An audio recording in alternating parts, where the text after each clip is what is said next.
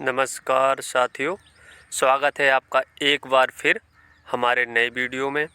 आज हम साथियों आपको जानकारी देने वाले हैं बरसाती गोभी किस प्रकार से की जाती है या किन किन सावधानियों को हमें बरसाती गोभी लगाते समय बरतना चाहिए, उपयोग में लाना चाहिए।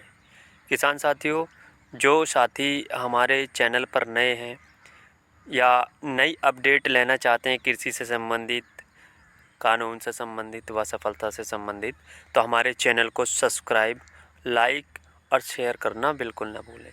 तो बने रहिए हमारे साथ वीडियो में अंत तक।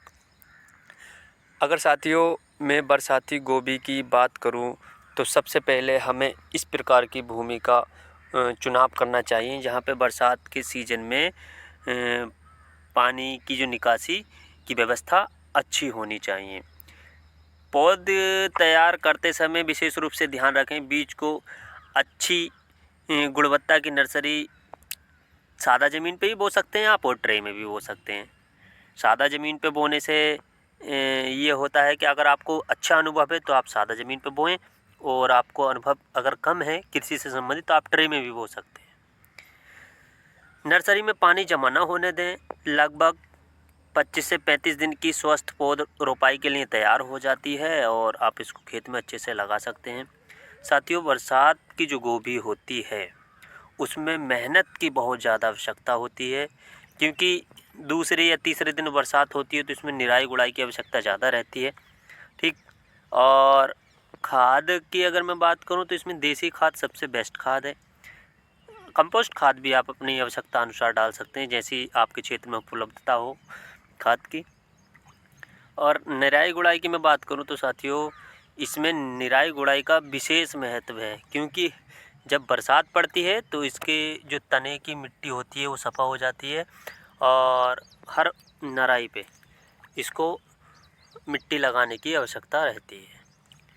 तो साथियों बरसात के सीज़न में तो खेत का भी ऐसा चुनाव करें जहाँ पे पानी वानी की जो व्यवस्था है वो उत्तम होनी चाहिए। खेत की तैयारी की अगर मैं आपको जानकारी दूं तो खेत 2 से 3 जुताइयों में लगभग तैयार हो जाता है गोभी लगाने के लिए।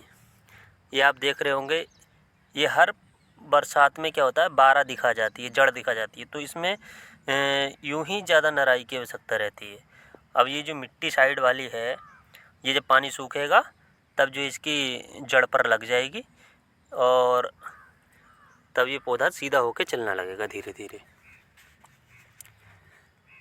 रोपाई पौध से पौध की लगभग 45 सेमी और कतार से कतार की 45 से 60 सेमी दूरी रखें।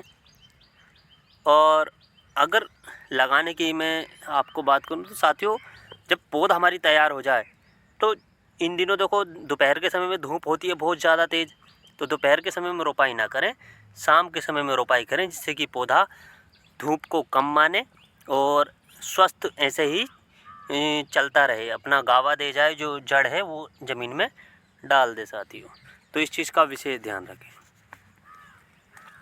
रोपाई के तुरंत बाद हल्की सिंचाई करें, खेत में पानी ना भरने दें। खाद और पोषण की मैं बात करूं तो खेत की मिट्टी की जांच के अनुसार खाद डालना सबसे अच्छा रहता है। अगर जांच आपने खेत की नहीं कराई है तो आप जैसे पिछली खेतियां आपने अपने खेत में की हैं उस हिसाब से आप अपनी खेती कर सकते हैं गोभी से संबंधित। और साथियों फिर एक बार मैं कहना चाहूँगा, जो साथी हमारे चैनल पर नए हैं और कृषि से जुड़ी लीगल एडवाइस और आपका सक्सेस से जुड़ी कोई भी जानकारी चाहते हैं तो हमारे चैनल को लाइक और सब्सक्राइब करना बिल्कुल ना भूलें साथियों।